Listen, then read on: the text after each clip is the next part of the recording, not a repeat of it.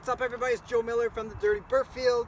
I have a three-part series here. This is going to be part one of how to seat a bead if you blow a bead on the trail. As you notice from past videos, I don't run bead locks, and as we go through these 3 ways to seat a bead, you'll see why I don't run bead locks. I'm just not worried about blowing a bead. And I think hopefully with these videos, watching these will take a little bit of anxiety out of your wheeling world in terms of blowing a bead. What happens if you blow a bead? And I think that there's a lot of extra rotational mass with bead locks, and if you can avoid that on a Toyota, it helps things last longer, and they're more streetable. Like, there's a number of reasons why I don't like bead locks, and I used to be afraid of it. I always thought I had to have bead locks or I wouldn't be able to wheel hardcore trails, that kind of thing. And the reality is, once you know how to seat a bead, once you've done it a few times, I recommend you practice doing it on your own. It takes some of the fear out of the situation. So hopefully that's what these videos do for you. Without further ado, let's get into part one of how to seat a bead. At home or with a car tire, it's dead easy. You literally can probably just flip it over and fill it up and it'll be fine. On the trail, when you have big tires like these 40-inch tires, it's a lot different. The first method that I'm going to show you is, I don't really know what to call it. Let's call it the campfire, the rock campfire. What you're going to do is build a ring of rocks that are further apart than your rim, and then you're going to put your tire on it.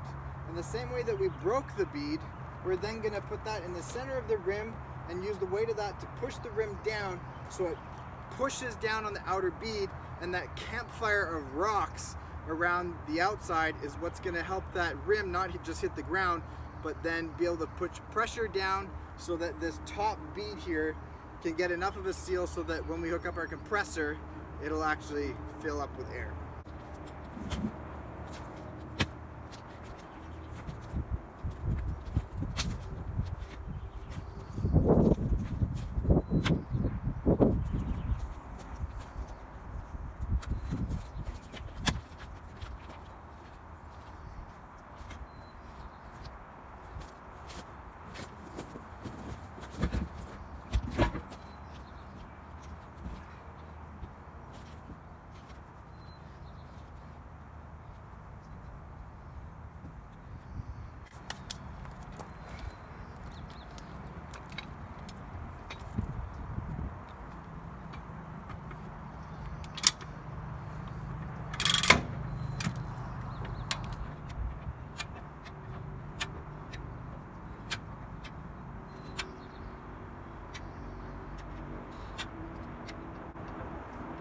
Now I can actually hear air squeezing out,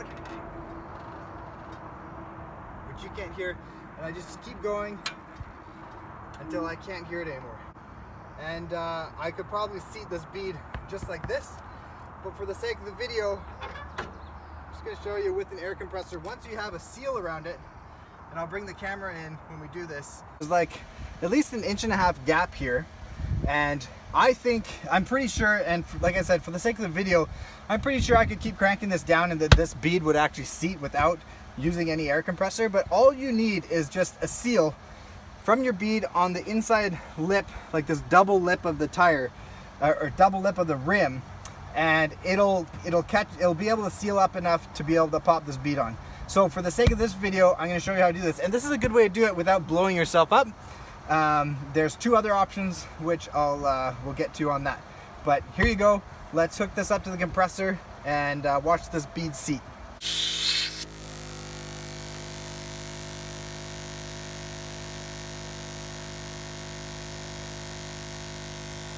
Okay, and then you want to back away from it.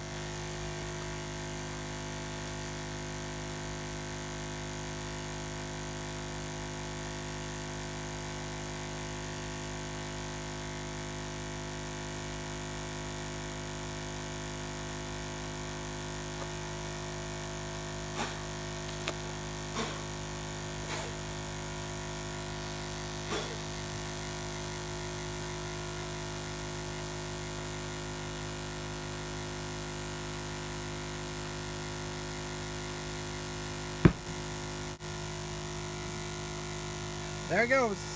All you want is for your bead to seat, and then you're good to go. You don't want it to be pumping up and then filling up on these pointy rocks underneath. That's how you seat a bead, using a high lift jack and what I call the campfire method. I have no idea what the official term is, and you can use wood, anything, like any place you are where you're wheeling, you can most likely find something to set this up. So hopefully this method can work for you on the trail. If you didn't know, now you know.